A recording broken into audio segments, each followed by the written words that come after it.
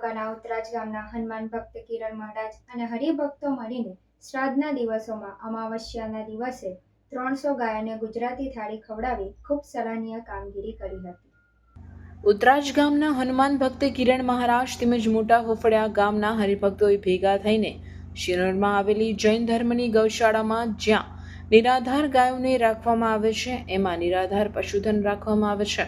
આ બધા પશુધનને ગુજરાતી થાળી, રોટલી, દૂધપાક, ભજીયા, દાળ ભાત અને શાક આમ પીરસેલી થાળી દરેક ગાયો પાસે મૂકીને તેમને પેટ ભરીને ખવડાવ્યું હતું। રિપોર્ટર જેશલ વસાવા, શિનોર સમાચાર ન્યૂઝ, શિનોર।